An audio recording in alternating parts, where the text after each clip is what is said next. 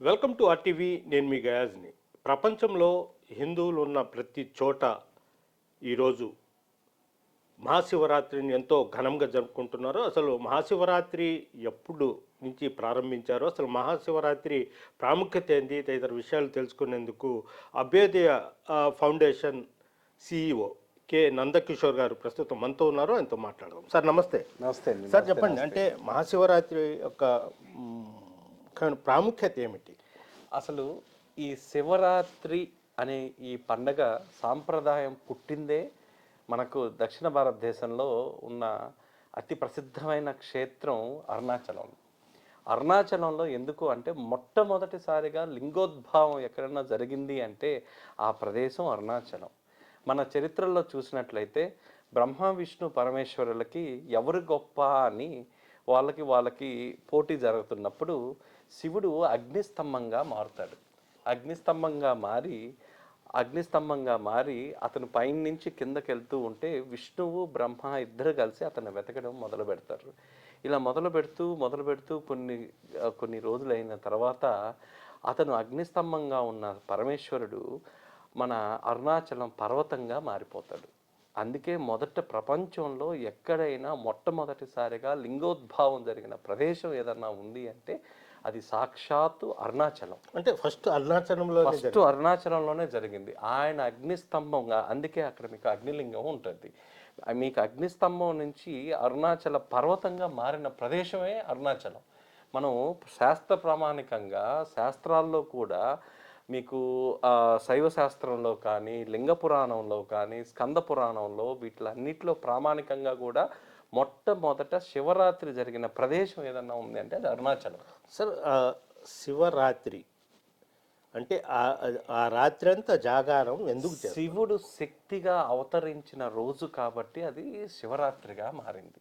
శివశక్తి అవతరణ దినోత్సవం అని కూడా చెప్తారు దీన్ని మన శాస్త్రాల్లో చెప్పిన దాని ప్రకారం అయితే మన ఒక జామ్ ఏదైతే ఉందో సాయంత్రం టైం దగ్గర నుంచి శివరాత్రి ఎలా ప్రారంభమైంది అంటే 4 ప్రహారాలుగా దాన్ని విభజించారు.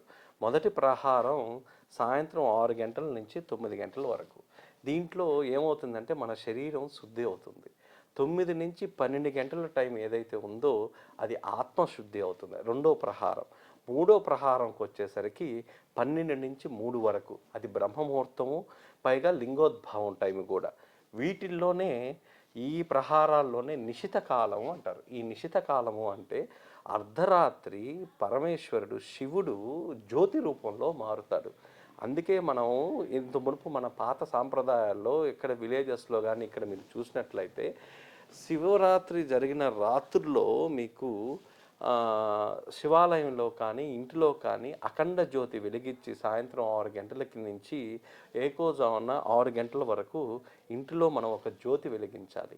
ఆ జ్యోతి వెలిగించి ఓం నమ శివాయ మంత్రాన్ని ఆ నిశిత కాలంలో 12 నుంచి 1:30 మధ్యలో ఆ లింగోద్భవం టైంలో ఓం నమ శివాయ అనే ఈ మంత్రాన్ని భజనలు చేయడం ద్వారా మీకు అరుణాచలానికి వచ్చి ఆ గిరి ప్రదక్షిణ చేసినంత పుణ్యం మీకు ఇంట్లోనే కలుగుతుంది.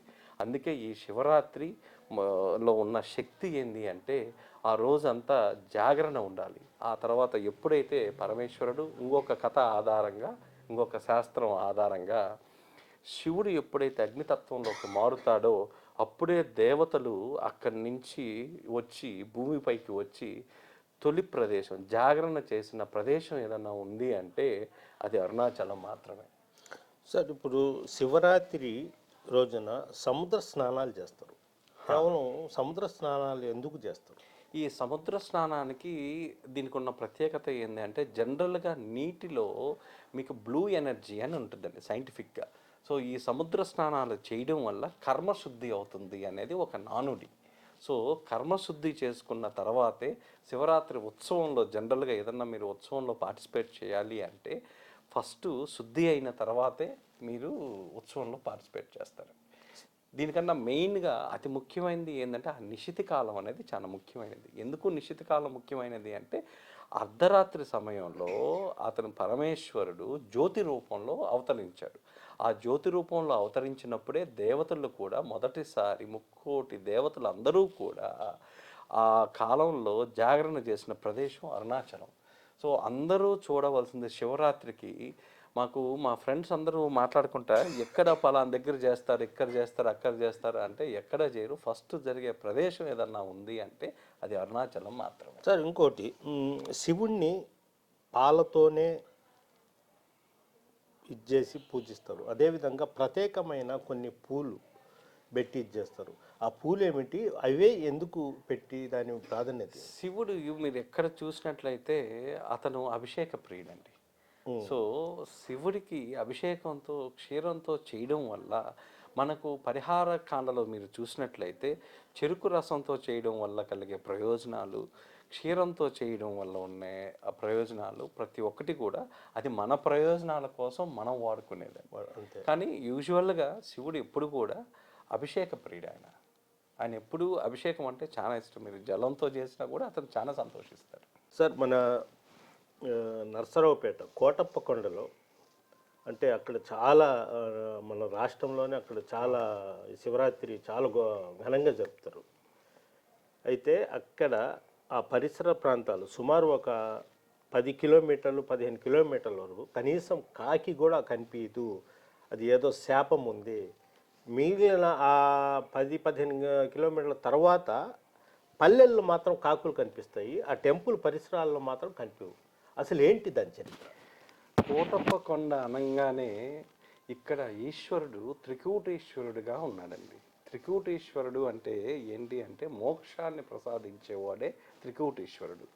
అంటే మనం కాకులని మనం ఎలా అనుకుంటామంటే పితృవాళ్ళు, మన వాళ్ళు పూర్వీకులతో మనం పోల్చుకుంటాం కాకుల్ని. సో ఎప్పుడైతే అక్కడ ఆత్మలకు శాంతి ఇస్తాడో, ఈ మోక్షాన్ని ప్రసాదిస్తాడో ఆ చుట్టుపక్కల ఎక్కడ కానీ మీకు కాకులు కనిపించవు. సో దానికి ఉన్న వృత్తాంతం ఏంటంటే పూర్వకాలంలో కాకతీయ మహారాజు ఒక అతను ప్రతాపరుద్రుడు అనేవాడు. అంటే ప్రతాపరుద్రుడు అని అందరూ చెప్తున్నారు, కానీ ఎగ్జాక్ట్గా అతను పేరు ఇప్పటికీ ఎక్కడ రాయలేదు.